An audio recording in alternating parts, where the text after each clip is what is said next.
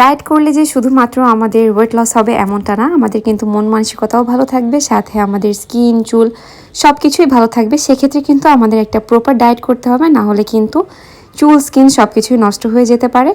তো চলো আমি আমার আজকের সারাদিনের ডায়েটে কি করলাম, কি খেলাম সব কিছু শেয়ার করব। সকালে উঠেই আমার প্রথমেই ব্রেকফাস্ট থাকে কিন্তু 1 গ্লাস পানি, যেটা চিয়া সিড, তিসি আর ডেটক্স ওয়াটারের মধ্যে। তো এটা আমি খালি পেটে খাই মাঝে মধ্যে, তবে যাদের গ্যাসের প্রবলেম আছে তারা এটা ব্রেকফাস্ট করার পরে খাবে।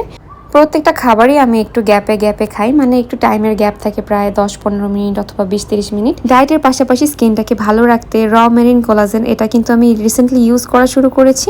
তো হেলদি এবং গ্লোয়িং স্কিন আমরা সবাই চাই, কিন্তু ত্বকের ক্ষতি হওয়ারও ভয়টা কিন্তু কাজ করে।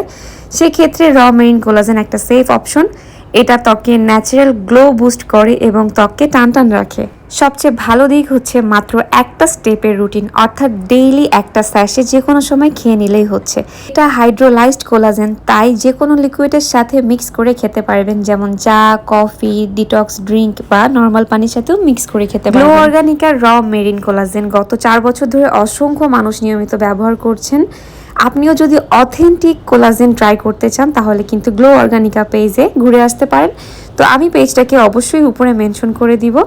তো বুঝতেই পারছো এটা স্কিনের জন্য কতটা উপকারী একটা প্রোডাক্ট। আর আমিও অনেকদিন ধরেই এটা খাচ্ছি, খেয়ে তারপরে তোমাদের সাথে রিভিউটা শেয়ার করলাম, কারণ আমার কাছে এটা ভালো লেগেছে বলেই তোমাদের সাথে শেয়ার করলাম। তোমাদের ভালো লাগলে তোমরা কিন্তু অবশ্যই এটা নিয়ে নিও, যারা স্কিনটাকে একটু সুন্দর করতে চাচ্ছ তাদের জন্য আর কি।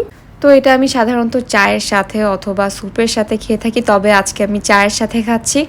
এটার ব্যাপারে যদি আরও কিছু জানার থাকে তোমরা অবশ্যই কমেন্টে আমাকে লিখো, আমি নেক্সট কোনো ভিডিওতে তোমাদের সাথে আরও ডিটেলসে শেয়ার করে দিব। তো চলো খাওয়া দাওয়া শেষ করে ফেললাম, এবার চলে আসলাম দুপুরবেলা একদম ফ্রেশ হয়ে চলে আসলাম খিচুড়ি রান্না করতে। তো আজকে আমি কিনোয়া মিক্স খিচুড়িটা করব, সাথে একটু কুমড়ো দিয়ে নিলাম। তো চেষ্টা করি প্রতিদিন দুপুরে একটু সবজির পরিমাণটা বেশি রাখার।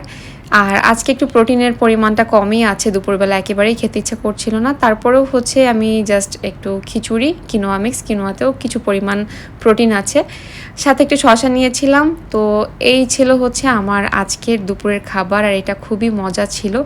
তো আজকে যেহেতু আমার লো কার্ব ডায়েট ছিল না, মানে সপ্তাহে আমি দেখা যায় যে 4 থেকে 5 দিন লো কার্ব ডায়েট করি, আর বাকি 2-1 দিন আমি ব্যালেন্স ডায়েটটা করি। আর সপ্তাহে একদিন কিন্তু অবশ্যই আমার চিট ডে থাকে, কারণ চিট ডে না থাকলে অনেক সময় ওয়েট লক হয়ে যায়, মানে ওয়েটটা বাড়েও না কমেও না। যার জন্য সপ্তাহে একদিন আমি চিট ডে থাকে, সেটা আমি সেদিনকে বাইরেও কিছুটা খাওয়া দাওয়া করি অথবা বাসায়ও করি, ঠিক নেই আর কি। বলতে পারো সারা সপ্তাহ যেই খাবারটার কথা মাথার মধ্যে বারবার আসছে যে খাবো, তো ওটার জন্যই কষ্ট করে ডায়েটটা কন্টিনিউ করে তারপর